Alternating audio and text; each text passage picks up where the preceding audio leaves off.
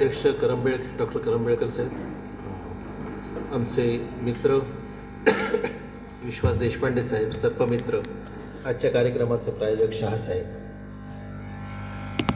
आणि माझ्यासमोर बसलेले 68 श्रोते, या सर्वांची परवानगी घेऊन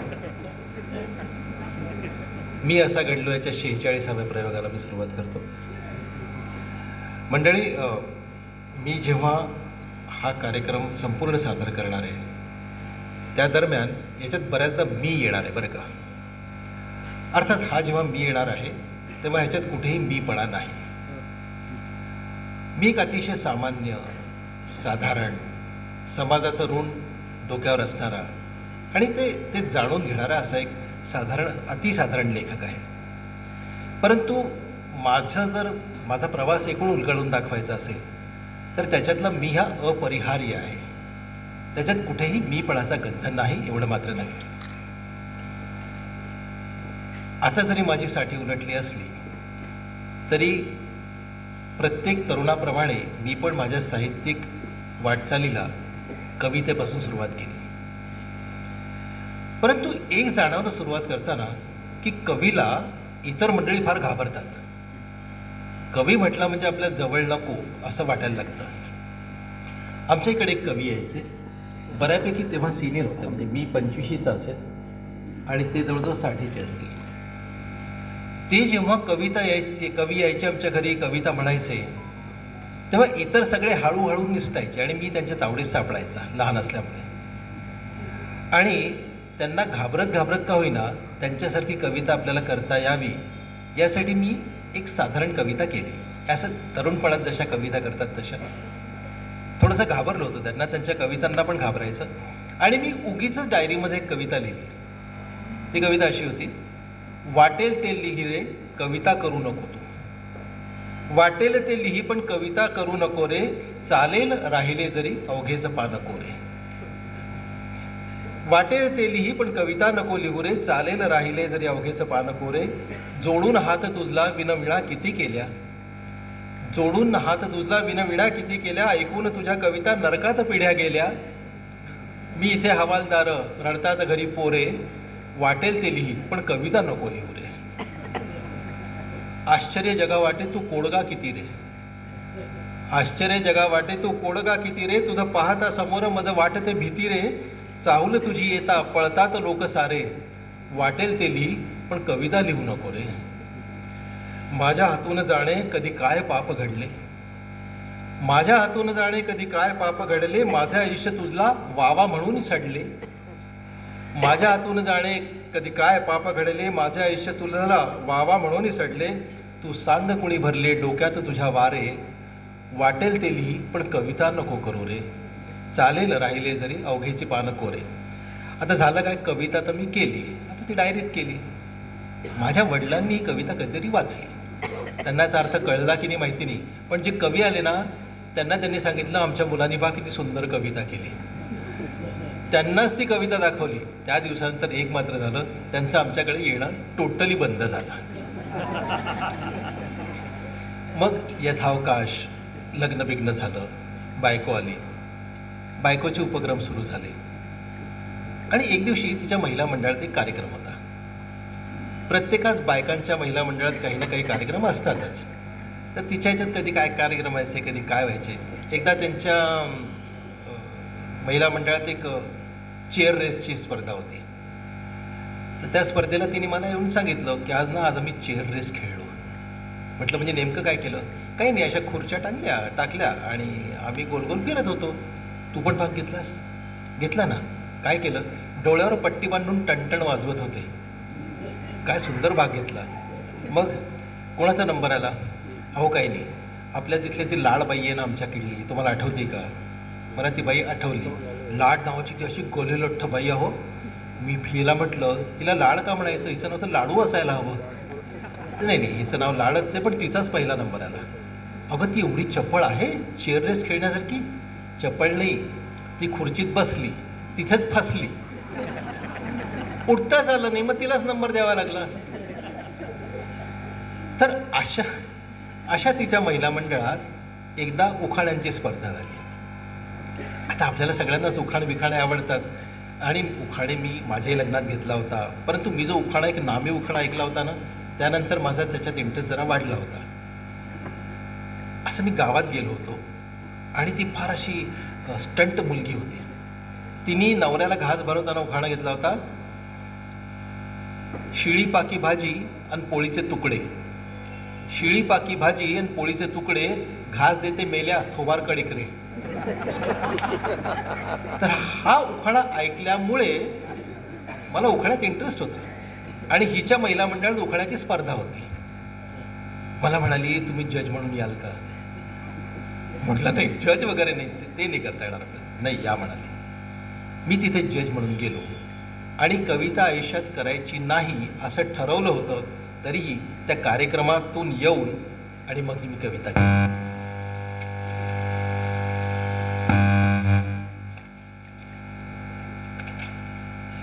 महिला मंडळात उखाण्याचा कार्यक्रम झाला.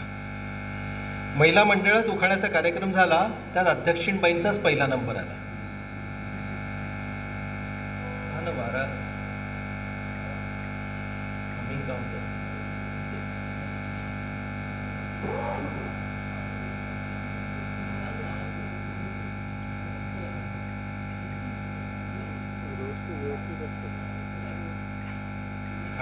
हमिंग होते म्हणून.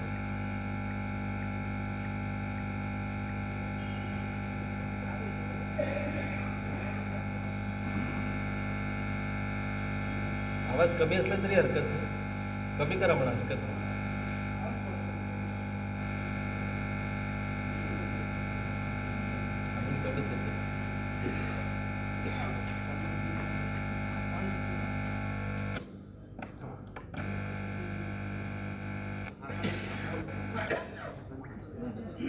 हॅलो.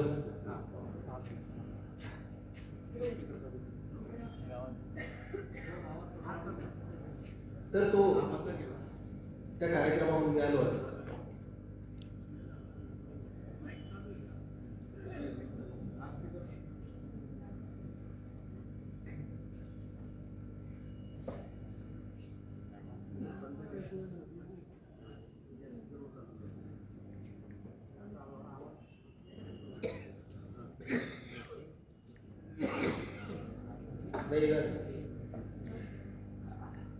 त्या कार्यक्रमात मी निर्णय देऊन आलो आणि घरी आल्यावर इच्छा नसताना ही कविता माझ्यातून घडली.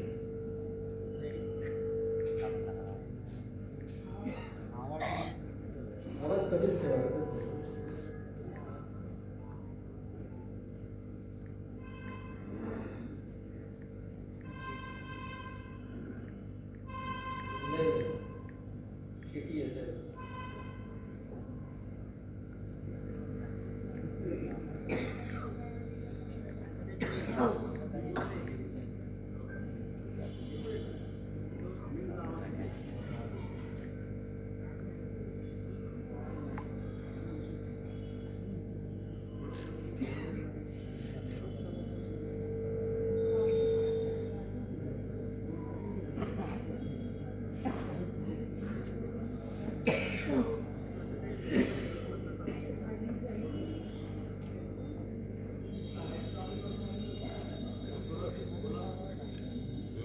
तुम्हाला ती कथा माहिती की एका 4 जण रानात गेले होते, ऐकली असेल तुमच्याही काही जण. तेव्हा त्यांना तिथल्या जंगली लोकांनी पकडलं आणि ते नरभक्षी होते ज्यांनी पकडले. आणि त्यांनी सांगितलं आता आम्ही तुम्हाला चौघांना मारणार आणि खाणार. ते चौघं प्रचंड घाबरले.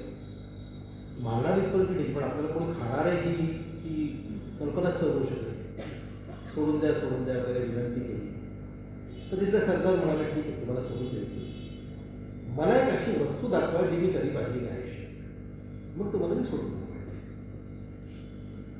एवढंच ना, ज्यांनी मोबाईल काढून टाकला.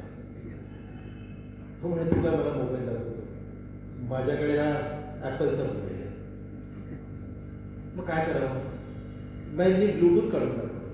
तो म्हणजे ते काय दाखवतो, तर आमच्याकडे वर्षोवर्ष यांनी 5-6 यांच्याकडे ज्या ज्या वस्तू होत्या त्या काढून टाकतो. परंतु त्या सगळ्या वस्तू त्या वनवासी लोकांनी पाहिल्या होत्या. शेवटी जीव तर वाचवायचा म्हणून त्याच्या त्या चौघांपैकी एकाने एक अशी वस्तू त्यांना काढून दाखवली ज्यामुळे त्याची प्रचंड अचानक सुटका झाली. ती काय काढली असेल तर त्याच्यापैकी एकाने एक असा माईक काढला ज्याच्यातनं हामिंग येत नाही आणि चू असा आवाज येत नाही. तो म्हणे आम्ही आयुष्यात हा असा प्रकारच पाहिला नाही म्हणे, तुमचा पहिला असा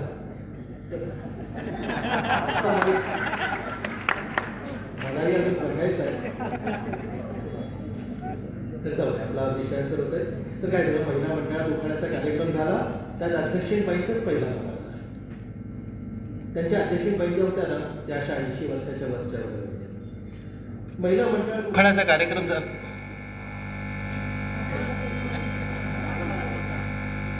अहो माझ्यापेक्षा हमीन जास्त झाले. मला वाटतं ही कविता या माईकला आवडलेली दिसत नाहीये.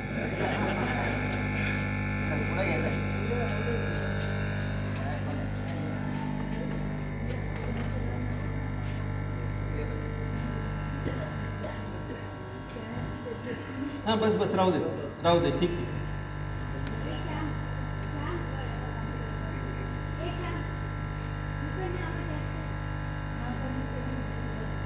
बंदच केलं पाहिजे. आधी होतं तसं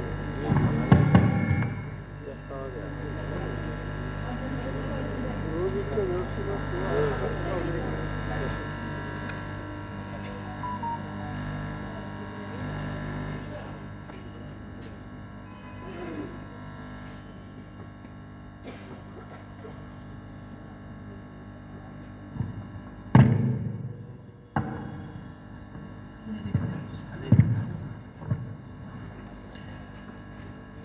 महिला मंडळात उखाण्याचा कार्यक्रम झाला. त्यात अध्यक्षीणबाईंचं काय चाललंय, मी किती वेळ ही ओळ म्हणणार.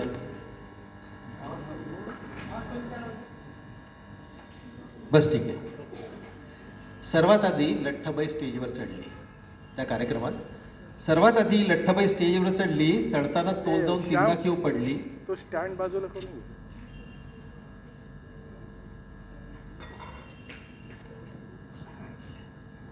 सर्वात आधी लठ्ठबाई स्टेजवर चढली. काय राहिले,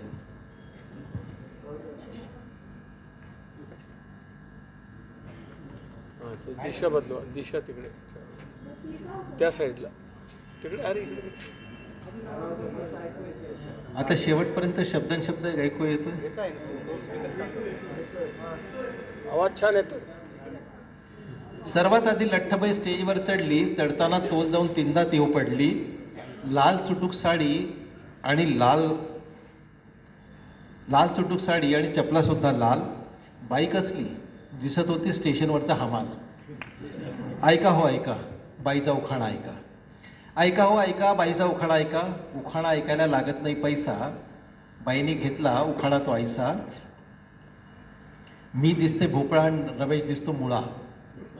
मी दिसते भोपळा रमेश दिसतो मुळा. दिवसभर बायकांकडे बघत बसतो खुळा. ड्रायव्हरच्या बायकोने तर कमालच केली. ड्रायव्हरच्या बायकोने तर कमालच केली. इंजिनसारखं धावत असते स्टेजवर चढली. लाल पिवळी हिरवी अशा टिकल्या तिने लावल्या. लाल हिरव्या पिवळ्या अशा टिकल्या तिने लावल्या. 3 टिकल्या 3 रंगाच्या सगळ्यांनाच की भावल्या. ऐका हो ऐका ड्रायव्हरच्या बायकोचा उखाणा ऐका. ऐका हो ऐका ड्रायव्हरच्या बायकोचा उखाणा ऐका. उखाणा ऐकायला लागत नाही पैसा. ड्रायव्हरच्या बायकोनं घेतला उखाणा तो ऐसा. जळलं मेलं लक्षण मी कसला नवरा केला. जळलं मेलं लक्षण मी कसला नवरा केला. लाल लिपस्टिक लावलं की तिथेच थांबतो मेला. आता मात्र उखाण्याला उठली नवी नवरी. आता मात्र उखाण्याला उठली नवी नवरी. माईक हाती घेतात ती झाली कावरी बावरी. श्रोत्यांमध्ये तिचा मित्र समोर होता बसला. श्रोत्यांमध्ये तिचा मित्र समोर होता बसला. तिला पाहून ओळखीनं खुदकन तो हसला. ऐका हो ऐका नवरीचा उखाणा ऐका. उखाणा ऐकायला लागत नाही पैसा.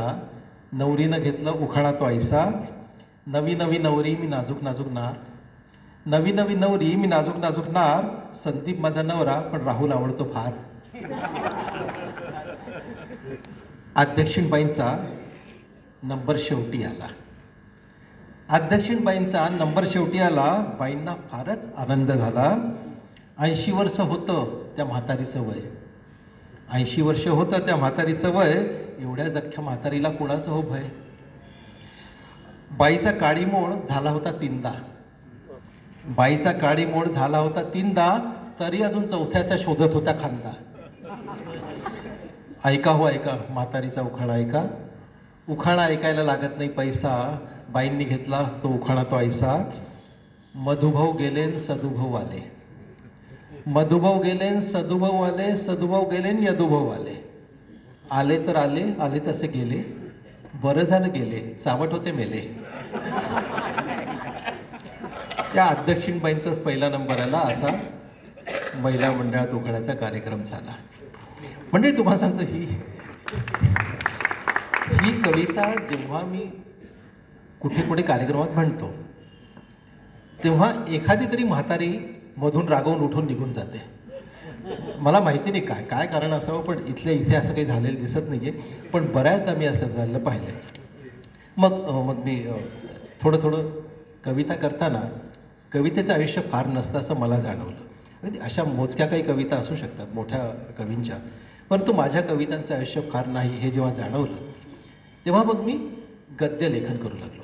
सुदैवानं माझ्या घरी बापू काळे यायचे, माझ्या घरी शन्ना नवरे यायचे. अतिशय अभिमानानं सांगतो मी. दमा मिराजदार यायचे, शांताबाई शेळके यायच्या. आत्ता मी देशपांडे सरांना सांगत होतो, शांताबाई जेव्हा आमच्या घरी येऊन सोफ्यावर बसल्या होत्या, माझ्या आईनं त्या सोफ्यावरची धूळसुद्धा 8 दिवस झटकू दिली नाही.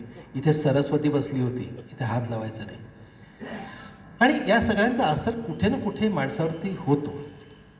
तर ह्या लोकांमुळे मी थोडं गद्यलेखन करू लागलो. मग प्राध्यापक झालो आणि प्राध्यापक झाल्यामुळे मग व्याख्यानं देऊ लागलो. आता काय होतं की प्राध्यापक जेव्हा माणूस होतं ना तेव्हा त्याला व्याख्यान देण्याचा एक नैसर्गिक अधिकार मिळतो असं मला वाटतं.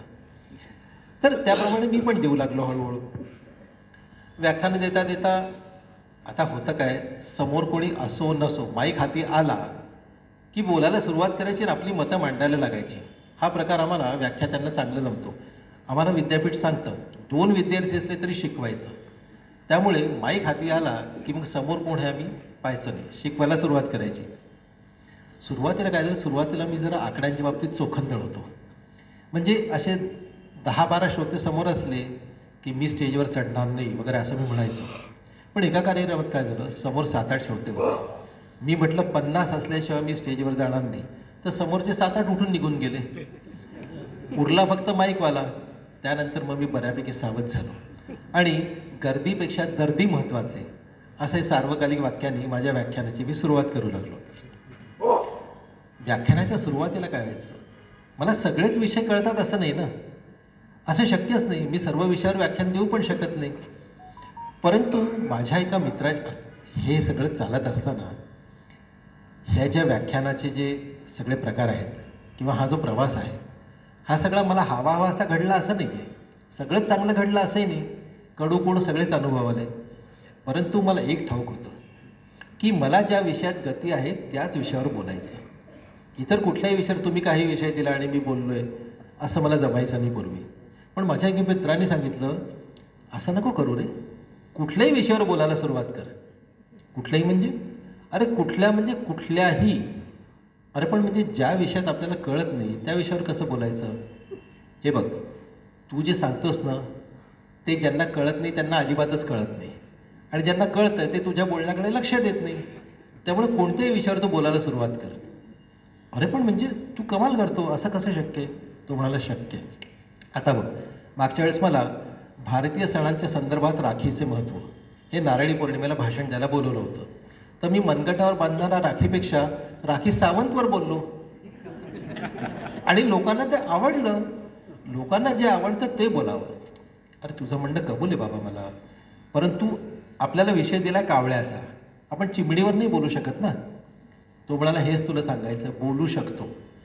संपूर्ण तुला कावळ्याबद्दल माहिती आहे ना, तर तू कावळ्याबद्दल संपूर्ण व्याख्यान दे आणि शेवटी सांग की चिमणी अशी नसते, संपलं. अरे त्याचा हा गुरुमंत्र मी जपून ठेवला बरं का. आणि हळूहळू मला आवडेल असंच करायला सुरुवात केली. म्हणजे मी अक्षरशः तुम्हाला सांगतो की मग फ्रान्सचं येत्या दशकातलं अर्थशास्त्रीय भविष्य इथपासून ते फाल्गुनात केळीची लागवड आणि त्याची सिंचन पद्धती अशा कुठल्याही विषयावरती भाषण देऊ लागलो. आता मी त्याच्यानंतर माझ्या व्याख्यानांना सुरुवात झाली. मग त्यात मी चहावर नुसतं मानधन घेऊन, बटाटा वेफर्स खाऊन, नुसती कॉफी पिऊन, एखाद्या सुंदरीच्या स्मिता खातर अशी अनेक व्याख्यानं दिली. त्याच्यानंतर पण एका ठिकाणी ना मला नुसते शाल आणि श्रीफळ दिलं. मग जाम नर्वस झालो. घरी आलो. तिने त्याच नारळाची मस्त कोथिंबीर आणि लसूण घालून चटणी दिली आणि मी माझा सगळा उदासवाणा विचार झटकून टाकले. पण कुठल्याही विषयावर भाषण द्यायचं हे जेव्हा मला कळलं तेव्हा मग मी पुढे एकदा गंमत केली बरं का. मग कुठल्याही विषयावर कसं वळवता येईल हे मला कळायला लागलं. एकदा एका कार्यक्रमात मला रामायणातला आवडता प्रसंग या विषयावर बोलायला बोलवलं. मी रामायण जेवढं लहानपणी वाचलं किंवा गोष्टी रूपाने वाचलं तेवढंच वाचलेलं आहे. मग मी माझ्या सासऱ्यांकडे गेलो. त्यांना म्हटलं रामायण द्यावं. ते म्हणाले जावई बापू, रामायण समजून घेण्यात माणसाचं आयुष्य संपतं. तुम्ही 2 दिवसात काय दिवे लावणार आहात. त्यांनी तरी रामायण दिलं. मी घरी आलो, त्याला फुलं वाहिली, उदबत्ती लावली आणि ठेवून दिलं. दुसऱ्या दिवशी भाषणामध्ये राम जेव्हा रावणाचा वध करून श्रीलंकेहून निघतात तेव्हा त्यांचं विमान, पुष्पक विमान बिघडलं आणि ते रिपेअर हनुमंतांनी कसं केलं. आता मी मेकॅनिकल इंजिनियर आहे, त्यामुळे विमानाच्या बद्दल मला बऱ्यापैकी माहिती आहे. मी त्या विमानावरतीच भाषण ठोकलं. आणि तुम्हाला सांगतो, रामायणावर इतकं वैज्ञानिक भाषण आजपर्यंत कुणीही केलं नाही असं श्रोते मला सांगत होते. दुसऱ्या दिवशी जेव्हा मी माझ्या सासऱ्यांना रामायण परत केलं आणि तुमच्यामुळे मी रामायणावर भाषण देऊ शकलो असं म्हटलं तेव्हा त्यांच्या डोळ्यात जावई माझा भला हे मला अगदी स्पष्ट दिसून येत होतं. म्हणजे एक सांगतो, पण व्याख्यान देताना ना तुमच्याकडे बरेच व्याख्यान देणारे लोक असतील. काही गोष्टींना मी अगदी आराखडे बांधून ठेवलेले. मुख्य म्हणजे काय, मराठीत जेव्हा व्याख्यान द्यायचं असतं ना तेव्हा कधीही चांगला वेश करून जाऊ नये. गबाळा वेश करून जावा. म्हणजे चुरगळलेला पायजमा आणि असं चुरगळलेला खादीचा शर्ट, झब्बा वगैरे असला ना तो सोन्याहून पिवळं. एकदा हे बावळट ध्यान स्टेजवर उभं राहिलं की हा काय बोलणार आहे देव जाणे असं श्रोते आपल्याकडे पाहतात. मग त्याच्यात थोडं जरी बरं भाषण झालं तर दिसतो इतका बावळट नाही असं त्यांचं जे फिलिंग असतं. त्यातून जर तुम्ही सूट पॅन्ट असं जर घालून गेला आणि भाषण जर बिघडलं मग लोक चहाला सुद्धा नंतरच्या विचारत नाही. हा माझा अनुभव. दुसरं, प्रत्येक 2 वाक्यांनंतर कुठेतरी विनोदी वाक्य पेरायचा प्रयत्न करावा. अगदी दुखवट्याचं भाषण वगैरे असलं तर गोष्ट वेगळी. एरवी दुसऱ्या महायुद्धात हिटलरची भूमिका ह्या विषयावर सुद्धा भाषण देताना हाशा आणि टाळे घेणारे वक्ते मी पाहिले आहेत. जळगावलाच एक वक्ते आले होते. त्यांनी हिटलर जेव्हा जळगावला आला होता तेव्हा आम्ही त्याला भरीत करून खाऊ घालतो होतं असं म्हटलं होतं.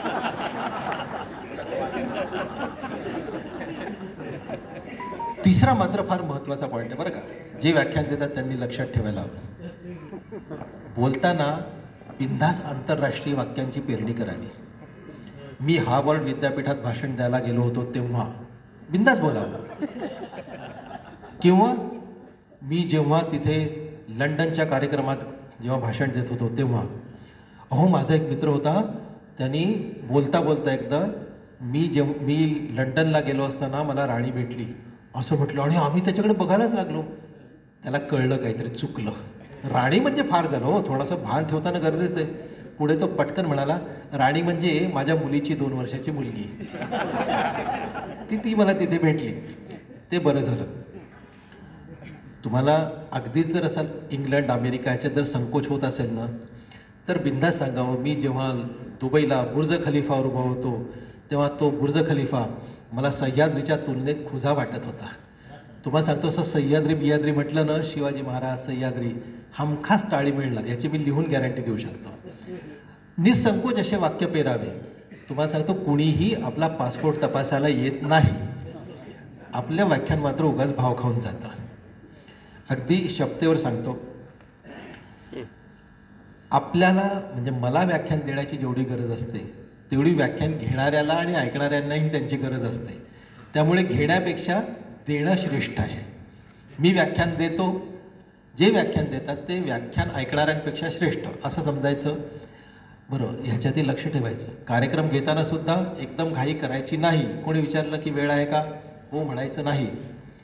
2 दिवसात सांगतो असं म्हणायचं आणि दुसऱ्याच दिवशी होकार कळवून टाकायचा. रिस्क घ्यायची नाही. अशी आणि समाजाला उपकृत करायचं, ज्यांना कार्यक्रम हवा त्यांना उपकृत करायचं आणि असं पुढे जात जायचं. हे व्याख्यान देतानाचं लक्षात ठेवायचं. ते अशी मी व्याख्यानं देऊ लागलो. व्याख्यानं देता येता काय व्हायचं, मधून मी म्हणजे कविता पण करायचं. ते गरजेचं होतं. कविता काहीतरी कारणाने कविता घडायची. लेखन मात्र रेग्युलर व्हायचं. मग दरम्यान एक कॉलम मिळाला. तो कॉलम ह्याच्यामध्ये तरुण भारतमध्ये. त्यांनी माझा उत्साह वाढला, गद्य लेखन वाढलं. दरम्यान 100 कथा पूर्ण झाल्या होत्या. कविता मात्र मी अधूनमधून लिहायचो, काही प्रासंगिक. तर माझी एक नवीन लग्न झालेली भाची आली होती. कसं काय चाललंय बाई तुझं? एकदम छान. पण मामा, एक प्रॉब्लेम सगळ्यात मोठा आहे. मला पाऊस इतका आवडतो रे, आणि माझ्या नवऱ्याला अजिबात पाऊस आवडत नाही. मी हे वाक्य डोक्यात ठेवलं आणि अचानक एक दिवस ही रचना घडली. सरीवर सरी श्रावण सरी. तीच म्हणतीये तिला पाऊस फार आवडतो, नवऱ्याला आवडत नाही. मग ती म्हणते, सरीवर सरी श्रावण सरी, मी भिजते पावसात, राव बसले घरी. सरीवर सरी श्रावण सरी. तुला पटलेलं दिसतंय हां? Very good. सरीवर सरी श्रावण सरी, मी भिजते पावसात, राव बसले घरी. मामा, 4 थेंब डोक्यावर, नाक लागलीच गळतंय. 4 थेंब डोक्यावर, नाक लागलीच गळतंय. ध्यान आमचं ढग पाहूनच घरामध्ये पळतंय. 4 थेंब डोक्यावर, नाक लागलीच गळतंय. ध्यान आमचं ढग पाहूनच घरामध्ये पळतंय. पावसाकडे बघत मस्त भजीबिजी खायची. पावसाकडे बघत मस्त भजीबिजी खायची. फुरक्या मारत कपातली गरम कॉफी प्यायची. यांच्या मेलं बोडक्यावरचं कानटोपीच निघत नाही. यांच्या मेलं बोडक्यावरची कानटोपीच निघत नाही. पडसं होईल म्हणून साधं ढगाकडे बघत नाही. यांच्या मेलं बोडक्यावरची कानटोपीच निघत नाही. पडसं होईल म्हणून साधं पावसाकडे बघत नाही. नुसते ढग गडगडले की यांची धडधड वाढते. नुसते ढग गडगडले की यांची धडधड वाढते. माझी सासू लागली यांची दृष्टबिष्ट काढते. सरीवर सरी श्रावण सरी, मी भिजते पावसात, राव बसले घरी. सरसरणाऱ्या पावसात भिजता भिजता अय्या, 7 रंग उधळीत इंद्रधनू आलंय. 7 रंग उधळीत इंद्रधनू आलंय. भिजत होता अंग, आता मनही चिंब झालंय.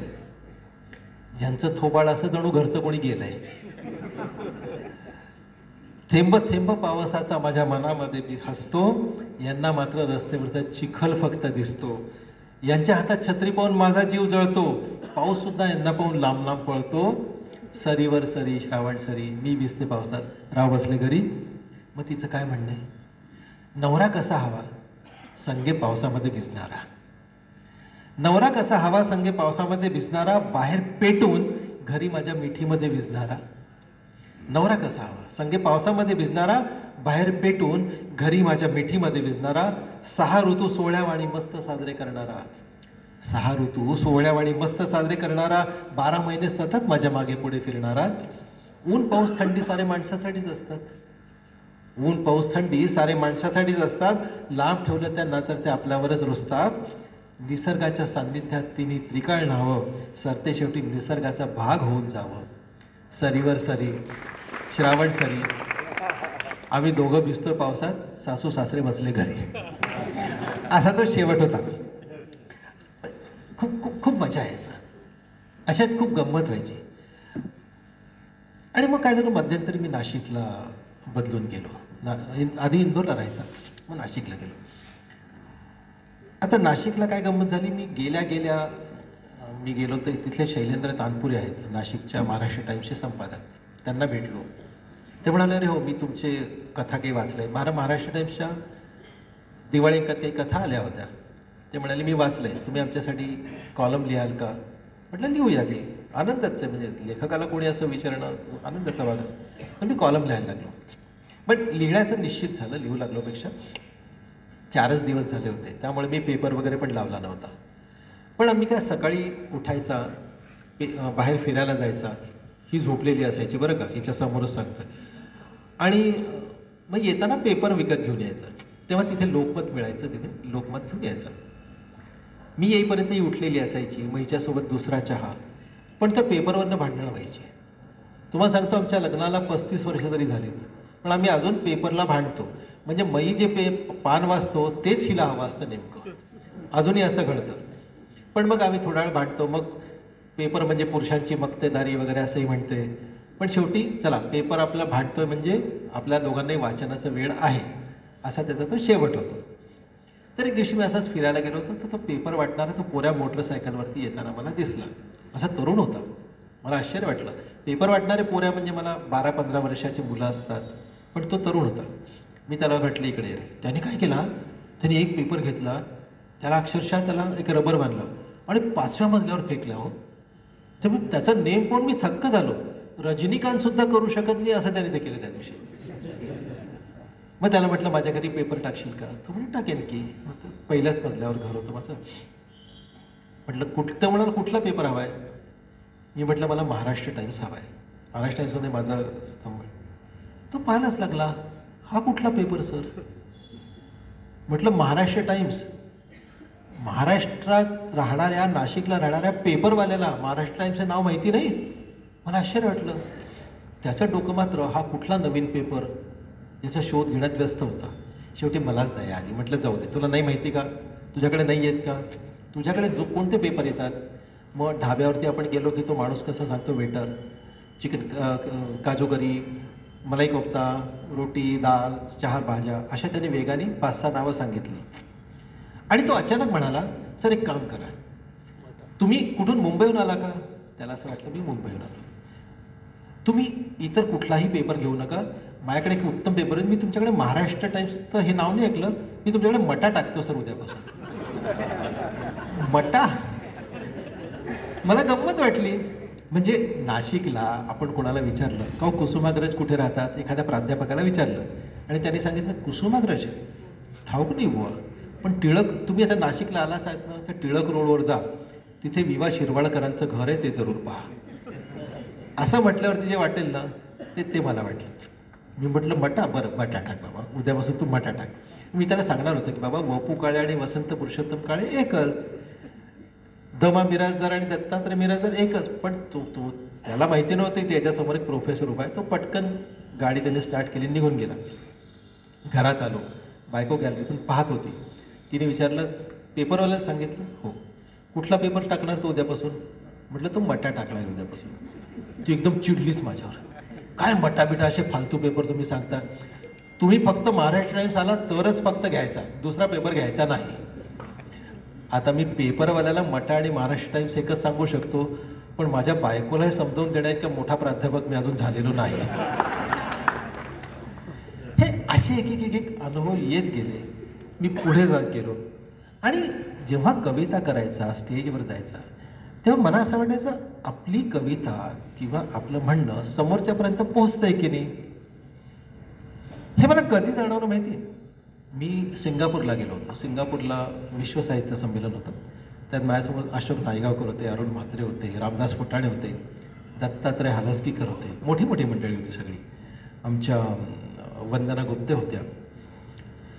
आणि मी हे पाहिलं की हे जे मोठे कवी आहेत, दत्तात्रय हालस्कीकरांची कविता काय पोचते हो श्रोत्यांपर्यंत, त्यांच्या ती हृदयाच्या आत शिरते आणि तसाच समोरून रिस्पॉन्स येतो.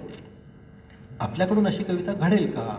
अशी जर कविता घडली तर ती समोरच्यापर्यंत पोहोचेल का? असं मला वाटत असतानाच एका कार्यक्रमात मी कविता म्हटली आणि मला तो क्षण क्लिक झाला. आई वडील भांडतात आणि त्यांचा मुलांवरती वाईट परिणाम होतो, अशी ती कविता मला लिहायची होती. एक सामाजिक आशयाची कविता लिहून पाठवा असं मला एकाने सांगितलं होतं. तेव्हा ती मी कविता लिहून पाठवली होती. पण ती पोहोचते कशी हे मला त्या कार्यक्रमात कळलं. ती कविता होती, आई आणि पप्पा कसे उगाचच भांडतात. आई आणि पप्पा कसे उगाचच भांडतात, आपले लहान मुद्दे सुद्धा मोठ्याने मांडतात. आई आणि पप्पा कसे उगाचच, अगदी लहान मुलगी आहे ती कविता म्हणते. आई आणि पप्पा कसे उगाचच भांडतात, आपले लहान मुद्दे सुद्धा मोठ्याने मांडतात. आई म्हणते शट अप प्लीज, बाबा म्हणतात गेट आउट प्लीज. आई म्हणते शटअप प्लीज, बाबा म्हणतात गेट आउट प्लीज. चला एवढं तरी बरं, प्लीज म्हणतात हे तर खरं. एवढं तरी बरं, प्लीज म्हणतात हे तर खरं. तीही शटअप होत नाही, तेही गेट आउट होत नाही. एकमेकांवर ओरडून उगाच वाफ दडवतात, एकमेकांवर ओरडून उगाच वाफ दडवतात. भांडणाचा रोज नवा इतिहास घडवतात. मला म्हणतात भांडू नको, भांडण वाईट दिसतं. मला म्हणतात भांडू नको, भांडण वाईट दिसतं. जगासमोर भांडू नये यांना धोरण नसतं. यांचं यांनाच कळत नाही, धागे अजून जुळत नाही. आई आणि पप्पा कसे उगाचच भांडतात, आपले लहान मुद्देसुद्धा मोठ्याने म्हणतात. कब्बशा फुटतात, दोघांची डोकी उठतात. कब्बशा फुटतात, दोघांची डोकी उठतात. कब्बशा फुटतात, दोघांची डोकी उठतात. हे वाक्य म्हटलं आणि समोर उभा असलेला एक 7-8 वर्षाचा मुलगा उभा राहून टाळ्या वाजवायला लागला. त्यांनी जेव्हा टाळ्या वाजवल्या तेव्हा तिथून एक नवरा बायको उठून निघून गेले. आणि मला त्या दिवशी पहिल्यांदा कळलं, आपण लिहिलेली रचना कुणापर्यंत तरी आणि व्यवस्थित जागी ती पोचली आहे. हे त्या दिवशी मला प्रथम कळलं. कब्बशा फुटतात, दोघांची डोकी उठतात. तिचे कपाळावर बुक्के, एकमेकांना जोरात धक्के. हे इकडे एकमेकांना जोरजोरात झापतात. शेजारचे नाना मात्र थराथरा कापतात. त्यांच्या काकू आमच्या घरात याच वेळेस शिरतात. त्यांच्या काकू आमच्या घरात याच वेळेस शिरतात. आमच्या घरची वाणं वाटत गावभर फिरतात. लाख वेळा चालवून सुद्धा माझी अक्कल चालत नाही. ही दोघं एकमेकांना मुळीच भीक घालत नाही. आई आणि पप्पा कसे उगाचच भांडतात. आपले लहान मुद्दे सुद्धा मोठ्याने मांडतात. तार स्वरात आरडाओरडा, ओरडून ओरडून घसा कोरडा. आपल्या सगळ्यांच्या घरात आपण बघितलेलं आहे. तार स्वरात आरडाओरडा, ओरडून ओरडून घसा कोरडा. त्याची आई तिचा बाप, त्याची आई तिचा बाप, सर सकट शिव्याशाप. माझी मात्र ओढाताण, शांततेची भारीच वाट. मुलांवर काय असर होतो याचं खरंच आपण जेव्हा तरुण असतो, आपली मुलं लहान असतात तेव्हा कळत नाही. आता मी आजोबा झाल्यानंतर मला ते कळायला लागलं. त्याची आई तिचा बाप, सर सकट शिव्याशाप. माझी मात्र ओढाताण, शांततेची भारी वाण. आजी आणि आबा घाबरून कोपऱ्यात जाऊन बसतात. त्यांचे चेहरे किती किती केविलवाणे दिसतात. आजी आणि आबा घाबरून कोपऱ्यात जाऊन बसतात. त्यांचे चेहरे किती किती केविलवाणे दिसतात. काही काळ अवदसा घरामध्ये फिरते. काही काळ अवदसा घरामध्ये फिरते आणि आजी यांच्यासाठी रात्रंदिवस झुरते. माझं एकदा जाऊ दे, त्यांना त्यांचे हाल पुरत नाही. माझं एकदा जाऊ दे, त्यांना त्यांचे हाल पुरत नाही. आजीच्या डोळ्यातलं पाणी रात्र रात्र सरत नाही. आई आणि पप्पा कसे उगाचच भांडतात, आपले लहान मुद्द्यात सुद्धा मोठ्याने मांडतात. ही कविता मी त्या दिवशी सादर केली, सहजच म्हटली गेली. आणि याला मला जो प्रतिसाद आला त्याने मला एक कवितेचं नवीन दालन खुलं झालं. आणि याच्यानंतर मग मी खरी कविता करू लागलो. कवितांचं कौतुक व्हायचं प्रश्नच नाही. प्रत्येक थोडं जरी प्रत्येकच श्रोत्याला काहीतरी वेगळं हवं असतं, काहीतरी नवीन हवं असतं. ते त्याला मिळालं की कौतुक होतं. त्यानंतर फेसबुक आलं. मग मी फेसबुकवर कविता टाकायला लागलो. फेसबुकवरती अंगठे यायला लागले, चांगलं यायला लागलं. पण लोक काय करतात, बऱ्याच वेळेस फार जास्त कौतुक करतात असं मला वाटतं. कौतुकाचं की लिमिट असायला पाहिजे ना. म्हणजे कार्यक्रम झाल्यानंतर म्हणजे माझा कार्यक्रम झाला आणि कोणी इथे येऊन सांगितलं तुम्हाला पाहून कुसुमाग्रजांची आठवण आली, चालेल का? नाही चालणार ना. एका ठिकाणी अध्यक्ष असं मला म्हणाले, माझी जेव्हा ओळख करून देते, विश्वासराव तुम्ही तर खूप चांगली ओळख करून दिली सर. एकाने सांगितलं की यांना पाहून मला शेक्सपियर आठवले. मग मी पण आता उभ्या आधीच सांगितलं की धन्यवाद, तुम्हाला पाहून मात्र कालिदास पाहिल्याचा मला भास होतो आहे. तर कौतुक असं म्हणजे त्याला काही लिमिट असावं की नाही. तीच माझी भाची मगाची, कौतुक करावं, किती कौतुक करावं. मला सांगत होते मामा, अरे आमच्या शेजारचा तो मुलगा अरे 2 वर्षाचा इतका गोड खोकतो रे, इतका गोड खोकतो, काय सांगू तुला. अगं खोकणं का कौतुक करायचा गोष्ट आहे का? हे असंच इतका गोड शिंकतो, असं वाटतं आणि शिंकतच राहावं. एक दिवशी मला म्हणाली, अरे मामा तो इतका खोकत होता, इतका गोड खोकत होता, आम्ही पाहतच राहिलो. असा लाल बुंद झाला रे ॲपलसारखा खोकून इतका गोड दिसत होता. त्याच्यासोबत खूप सारे सेल्फी घेतले आम्ही, माहिती आहे. पण खूप वेळ झाले त्याच्या चेहऱ्यावरचे भावच बदले ना. मग त्याच्या आईला कळलं तो बेशुद्ध झाला. मग त्याला डॉक्टरकडे घेऊन गेलोय. हॉस्पिटलमध्ये इतका गोड रडत होता रे, असं वाटत होतं की त्याने रडतच राहावं. आता हे काय कौतुक करायचं आहे? पण खूप कौतुकात सुद्धा कुठेतरी लिमिट असायला पाहिजे ना. माझी आते बहीण मला आठवते 25-27 वर्षापूर्वी ती मला सांगायची, अरे आमचा दिलीप स्वच्छतेची एवढी आवड आहे, तो कपडेसुद्धा शॅम्पूमध्ये धुतो. आता ह्याच्यात काय कौतुक करण्यासारखं? शॅम्पूने कोणी आंघोळ करू शकतं हे मला कळलं, कपडेसुद्धा शॅम्पूमध्ये धुवायचे, हे कौतुक मला फारसं सहन नाही व्हायचं. म्हणजे मला तो प्रकार कधीही पटला नाही. कौतुकसुद्धा लिमिटमध्ये असायला हवं ना. पण मग काहीतरी नवीन करायचं म्हणून मी एक दिवशी अचानक मला अमिताभ बच्चनचं सिलसिलामधलं आणि कभी कभीमधलं त्याचं त्यांची शायरी म्हटली ती मी ऐकली. देशपांडे सर याच्यावरती फार सुरेख लिहितात, त्यांचे मी रेग्युलर स्तंभ वाचत असतो. ती शायरी ऐकली आणि मला असं वाटलं की आपल्याला जर प्रेझेंट करायचं असेल काही तर हा आवाज हा असा असायला हवा. म्हणजे बोलायला किंवा रेकॉर्डिंगला पुरुषाचा आवाज, त्याचं टार्गेट काय? अमिताभचा आवाज. स्त्रियांसाठी मी सांगतो, तुम्ही सिलसिला बघा किंवा मुकद्दर का सिकंदर बघा, त्याच्यात रेखाचा जो आवाज आहे तो आवाज स्त्रियांनी कमवायला हवा असं मला वाटतं. हे ऐकलं आणि मला एक नवीनच दालन उघडं झालं. मग मी यूट्यूबवरती आपल्याच कविता म्हणून त्याच्या मागे बॅकग्राऊंड म्युझिक घ्यायचो आणि मग विनोदी कविता सोडून चांगल्या कवितासुद्धा घेतल्या जाऊ शकतात हे मला तिथे कळलं. एक रेकॉर्ड केली मी कविता, त्याच्यात मला 1250 लाईक्स 2 दिवसात आल्या. त्याला मागे बॅकग्राऊंड म्युझिक होतं, इथे ते शक्य नाही, पण ती कविता होती.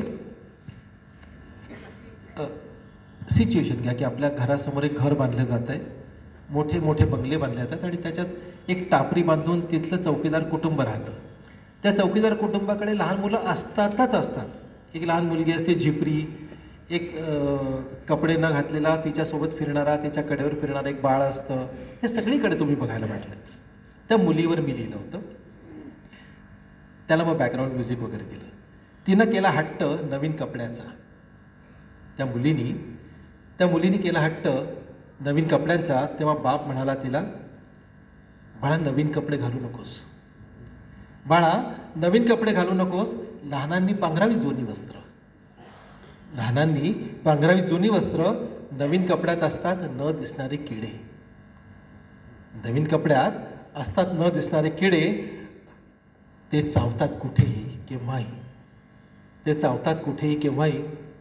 आणि तिला वेडीला ते खरंच वाटलं.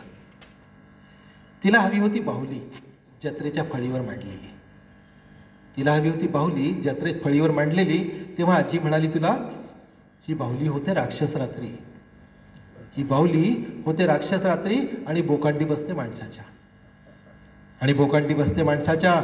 आपण आणावी वेचून 4 दगडं रस्त्यावरून, आपण आणावी वेचून 4 दगडं रस्त्यावरून आणि खेळत राहावं त्यांच्यासोबत. वाईट असतात बाजारची खेळणी. आणि तिला वेडीला ते खरंच वाटलं.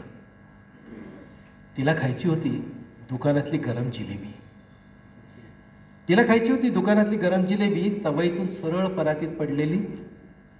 तेव्हा आई म्हणली तिची, तोंड पोळतं ग बाळा गरम जिलेबी खाल्ल्याने, तोंड पोळतं ग बाळा गरम जिलेबी खाल्ल्याने. उद्या मी कामावरून येताना बाईसाहेबांकडून आणेन मागून काही उरलेलं शिळं पाकं, काही उरलेलं शिळं पाकं. तसंही बाजारातलं तळकट खाल्ल्याने पोटात होतो मोठा बिघाड.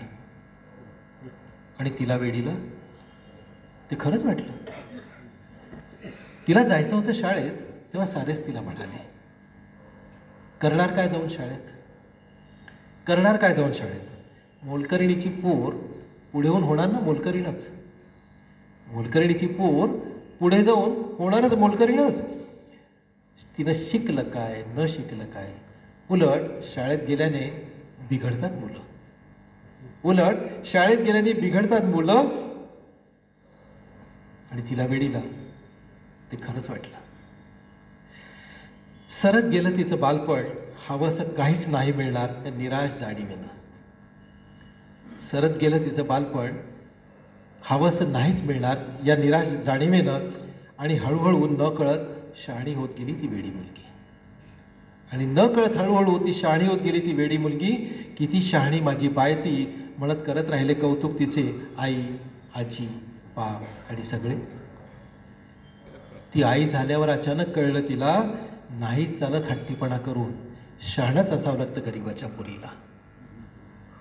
ती आई झाल्यावर कळलं तिला, नाही चालत हट्टीपणा करून, शहाणंच असावं लागतं गरिबाच्या पोरीला.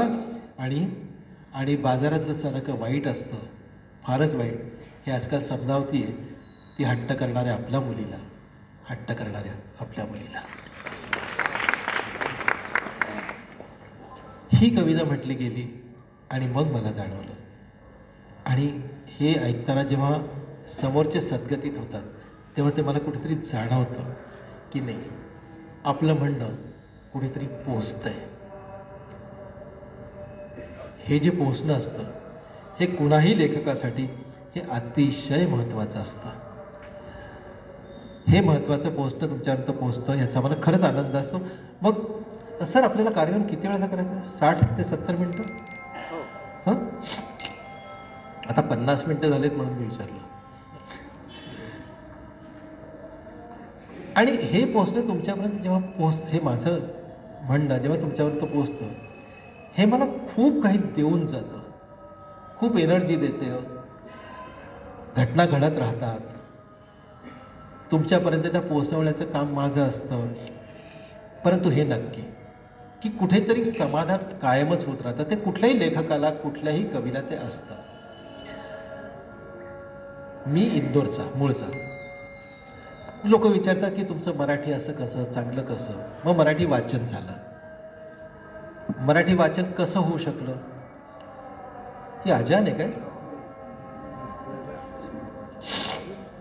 मी थांबलो तर माझ्यावरती आक्षेप येईल की अजान चालू होतं तेव्हा मुद्दाम थांबला. तर चालू द्या. तर मी कुठून शिकलो? मला असं वाटतं हे मी माझ्या आईकडून शिकलो. माझ्या आईला वाचनाचं प्रचंड वेळ होतं. आणि आमचंही असं एक वाडा होता छोटासा, त्याच्या आजूबाजूला कुटुंब होती, शेजारी पाजारी होते. आमच्या शेजारी दामल्या आजी राहायच्या. मला सगळं ते वाडा आठवतो. त्या शेजारी त्या दामल्या आजींची एक गंमत होती बरं का. त्या काय करायच्या, त्या काही पण उरलं सुरलेलं आमच्याकडे आणून द्यायचं बरं का. पहा गं, माझ्या आईचं नाव प्रभा, तिला ते प्रभे म्हणायच्या. प्रभे पहा गं, आजच केलं आहे, तुला देते. आता आम्हाला ते कळायचं. त्यानं ते आमच्याकडे असं वाटीतलं लोणचं बिणचं घेऊन यायच्या. दामले काकूंना काहीही स्वयंपाक जमायचा नाही, अक्षरशः काही नाही. म्हणजे बायका कसं रुचिरा वाचून वगैरे चांगलं काही करायचा प्रयत्न करतात की नाही, त्या वाचून हमखास बिघडवायच्या. त्यांनी एकदा आमच्याकडे असे ढोकळे आणून दिले होते. ते ढोकळे आणले, ते आम्ही खाल्ले आणि त्यासोबत ती चटणी होती, चिंचेची की कशाची तरी. ते खाल्लं आणि त्या दिवशी मीच ठरवलं मी ताकात बुडवून विटेचे तुकडे खाईन, पण याच्यात तर यांच्याकडचे ढोकळे खाऊ शकणार नाही. असाच त्यांनी काय एक दिवशी आमच्याकडे लोणचं पाठवलं. ते जिभेवर पण ठेवलं गेलं नाही हो. ते लोणचं आईने त्यांची वाटी काढली, आमच्या वाटीत घालून त्यांना परत केलं. त्या गावभर सांगत होत्या श्रीकांतच्या आईला साधं लोणचं सुद्धा बनवता येत नाही म्हणून. ही अशी देवाणघेवाण बरेचदा व्हायची. पण हो, एक मात्र आहे, माझ्या आईला वाचनाचा अत्यंत वेळ होता, अत्यंत वेळ. कुठल्या स्तराचं? ती काहीही वाचायची, काहीही. अगदी उभा असताना रस्त्यावर समजा काही चिठोरा पडलाय तर तो सुद्धा उचलून ती वाचू लागायची. तिचं वेळ पाहून तिला हौसच होती. आणि मुख्य म्हणजे ती जे वाचायची ना त्याच्यात ती रंगून जायची. तिला खूपदा मी पुलंचं हसवणूक वाचताना त्याच्यात रंगलेलं पाहिलं आहे. मल्लिका अमर शेखांचं मला उद्ध्वस्त वाचताना तिच्या डोळ्यात पाणी यायचं. किंवा रणजित देसाईंचं स्वामी वाचताना ती त्याच्यात गुंगून जायची. हे आम्ही खूपदा पाहिलं. हे तिला कसं काय जमायचं देव जाणे, परंतु ही तिला सवय लागली होती हळूहळू. म्हणजे इवन आमटी ढवळायची ना घरामध्ये ती चुलीवर, तेव्हा आमटी ढवळताना सुद्धा ती काही ना काही वाचत असायची.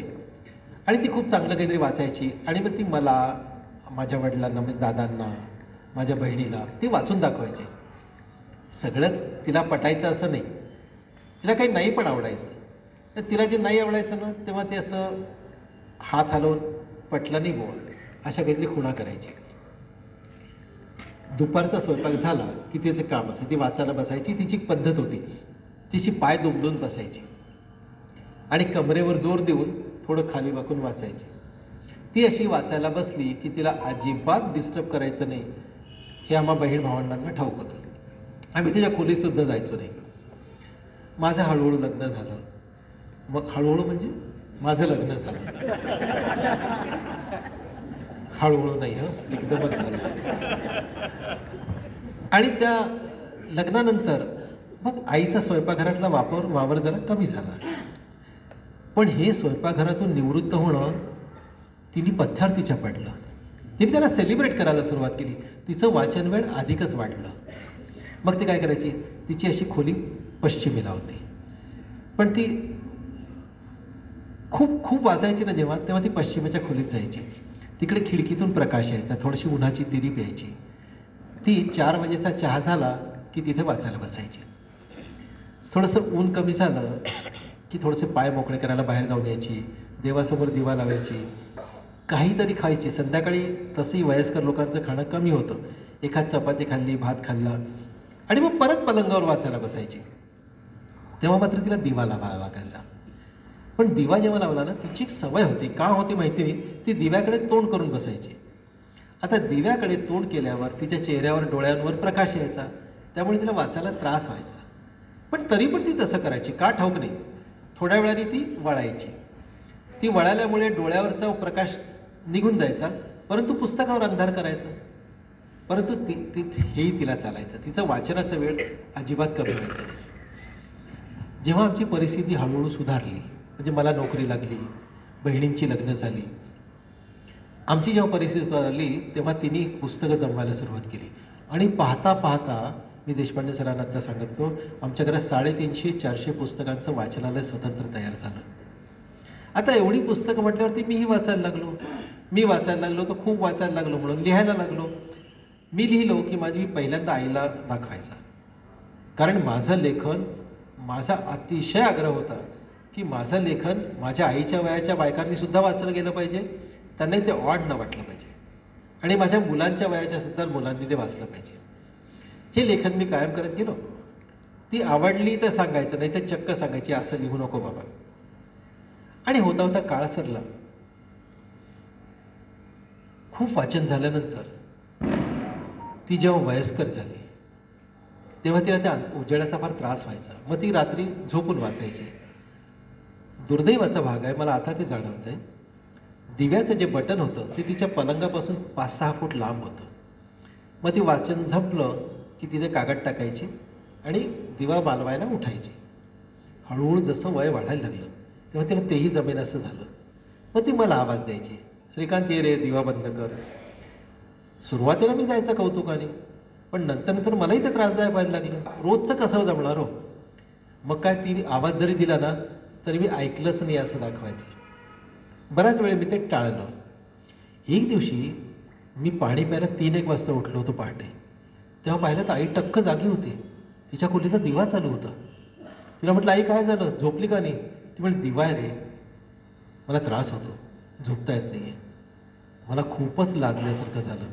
मी गेलो, पटकन दिवा बंद केला. पण त्या दिवशी नंतर मात्र मी रोज तिच्या खोलीतला दिवा बंद करायला उठायचा.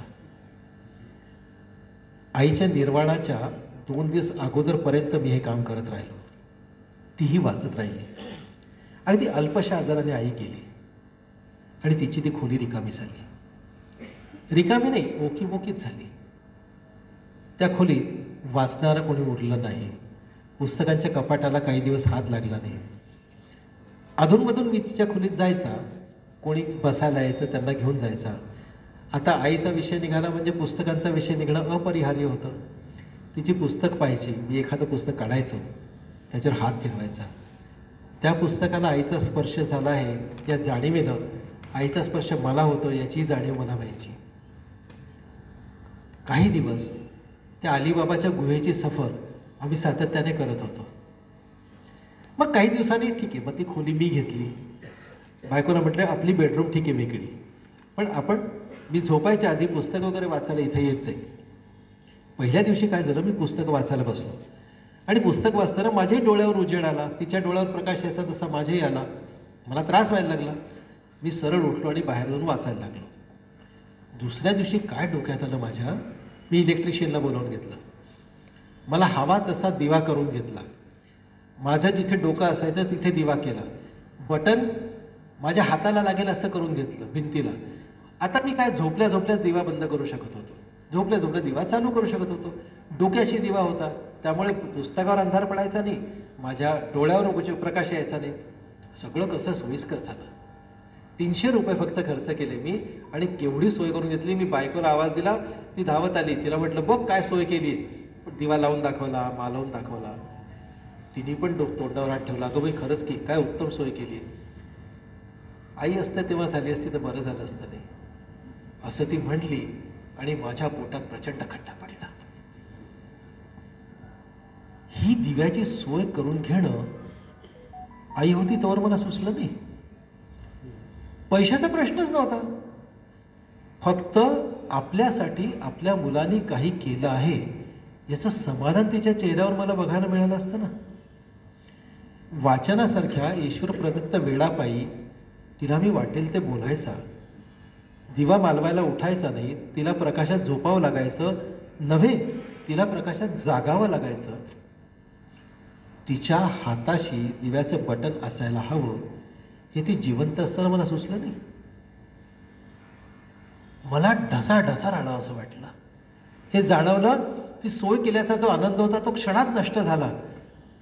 ढसाढसा रडावं असं वाटलं. असं वाटलं आपण आत्तापर्यंत जेही शिकलो, जेही पद मिळवलं त्याची माती झाली. जगासाठी काहीही केलं आणि आईसाठी एवढंच करू शकलो नाही हे जाणवलं. पण तडफडत राहिलो. आई निघून गेली हो, आता काय करणार. माणसं गेल्यानंतर पस्तवून फायदा नसतो हे कळलं त्या क्षणी. नुसतंच पस्तवत राहिलो. त्या क्षणापर्यंत नाही, तुमच्या समोर उभा आहे त्या क्षणापर्यंत. आई निघून गेली. मी ही कथा बऱ्याच ठिकाणी सांगतो, हा प्रसंग बऱ्याच ठिकाणी सांगतो आणि मला त्यातले काही लोक येऊन नक्कीच सांगतात, सर उद्या आमच्या घरचं काम मी करून घेणार आहे. तेव्हा मला कळतं की आपण श्रोत्यांपर्यंत पोहोचतो आहोत. मी लेखक फार मोठा नाही, कवी तर अजिबात नाही, परंतु माझ्या रचना तुमच्यापर्यंत पोहोचाव्यात एवढं फक्त. मी शेवटली माझी कविता सादर करणार आहे, त्याच्या आधी देशपांडे साहेब आपले मनापासून स्वागत. धुमाळ साहेबांनी हा सगळा प्रपंच घडवून आणला, त्याच्यामध्ये ते फार मोठा पूल होते. आपले अध्यक्ष आहेत करंबेळकर साहेब, आजचे पुन्हा मी आभार मानतो शाह साहेबांचे. त्यानंतर आपले सचिव सर्पमित्र, ते कुठे साप पकडायला अच्छा आहेत, रडला साप दिसला की निघून जातात. शंकराच्या नंतर तुमचाच नंबर, त्यांनी सुद्धा विष सहन केलं, आज तुम्ही केलं. आणि ज्या कवितेनी मला खरंच कवी म्हणून स्थापित केलं ती फक्त कविता आमच्या सादर करतोय. ही कविता मी नाशिकला प्रथम सादर केली होती, तेव्हा विठ्ठल वाघ माझ्यासोबत होते, त्यानंतर अरुण म्हात्रे होते, रामदास फुटाणे होते, आणखीन असे आणखीन 3-4 खूप मनीषा साधू होत्या. ही कविता मी 14 फेब्रुवारी हा एक फार मोठा सण असतो, तुम्हाला माहिती आहे, हा आंतरराष्ट्रीय सण आहे. हे सगळ्यांना पटकन कळलं एका सेकंदात. तर हा जो व्हॅलेंटाईन डे याच्यावरती कविता केली होती आंतरराष्ट्रीय. लय प्रस्थ बोकाळलंय तिच्या आईला या व्हॅलेंटाईनचं, लय प्रस्थ बोकाळलंय तिच्या आईला या व्हॅलेंटाईनचं. तरुणांचा ऊर कसा हॅप्पी हॅप्पी धपापतोय, तरुणांचा ऊर कसा हॅप्पी हॅप्पी धपापतोय. तरुणींचे बी तांडेच्या तांडे उंडारतायत निवडुंगा करत. चॅनलची अवस्था झाली भांग प्याल्यागत आणि वर्तमानपत्राचे रकाने वाढतायत दुथडीत दूध. अहो आमच्या घरासमोर बागडणारे डुक्कर बी आज करतायत चेकाळल्यागत. आमच्या दारासमोर बागडणारे डुक्कर बी आज करतायत चेकाळल्यागत. लय प्रस्थ भोकाळलंय तिच्या आईला या व्हॅलेंटाईनचं. हे व्हॅलेंटाईन म्हणजे नक्की काय असतं, कुणाला बिठावं नाही. हे व्हॅलेंटाईन म्हणजे नक्की काय असतं, कुणाला बिठावं नाही. माझा मित्र म्हणला ते असेल एका फुलाचं नाव, ते इंग्लंडचे लोक म्हणत असतील. व्हॅलेंटाईनच्या फुलावरनं काळी मुंगी व्याली बाई, तिचं दूध किती, एक ग्लास भरला बाई, दुसरा ग्लास हाती. माझा बा म्हणला, अरे येड्या, ते असेल मुंबईच्या स्टेशनचं नाव व्हॅलेंटाईन रोड म्हणून. कुणी म्हणे व्हॅलेंटाईन हे नाव असतं, कुणी म्हणे व्हॅलेंटाईन हे गाव असतं, पर व्हॅलेंटाईन म्हणजे खरंच काय असतं कुणाला भेटा म्हणे. तरी बी लई प्रश्न बोकाळलं तिच्या आईला व्हॅलेंटाईनचं. या व्हॅलेंटाईन नावाच्या संतानं कवाच टाकलंय मागं मीरेला, तुळशीला, तुकोबाला, रामदासांना. या व्हॅलेंटाईन नावाच्या संतानं कधीच टाकलंय मागं मीरेला, तुळशीला, तुकोबाला, रामदासांना. एक माय तक्रार करत होती माझ्याकडे भाकरी थापता थापता. एक माय तक्रार करत होती माझ्याकडे भाकरी थापता थापता, भाऊ माझा पोरगा गेलाय तो कुठलाचा सण साजरा करायला. माझा पोरगा गेलाय तो कुठल्याचा सण साजरा करायला आणि जाताना जबरी घेऊन घेतलाय माझ्या खिशातून मी घाम गाळून कमवलेले 100 रुपये. आणि जाताना जबरी घेऊन गेलाय माझ्या खिशातून घाम गाळून कमवलेले 100 रुपये. कुठला सण हो भाऊ त्यो, कुठला सण हो भाऊ त्यो. म्या म्हणलं काय करू माय, म्या तरी काय करू, लय प्रस्त बोकाळले तिच्या या व्हॅलेंटाईनचं. माझ्या बाची आई मोजत होती शेवटला घटका. माझ्या बाची आई मोजत होती शेवटला घटका. तेव्हा माझ्या बाचा बा बसून होता तिच्या उशाशी 3 रात्र उपाशी. तेव्हा माझ्या बाचा बा बसून होता तिच्या उशाशी 3 रात्र उपाशी. आणि ती जेव्हा झाली विलीन शून्यात, तेव्हा टिपूसही नाही काढलं त्याने डोळ्यातनं. तेव्हा टिपूसही नाही काढलं त्याने डोळ्यातनं. बघत राहिला शून्यात निसता आणि झाला विलीन पाठोपाठ त्याच शून्यात दुसऱ्याच दिवशी. आणि झाला विलीन त्याच शून्यात दुसऱ्या दिवशी.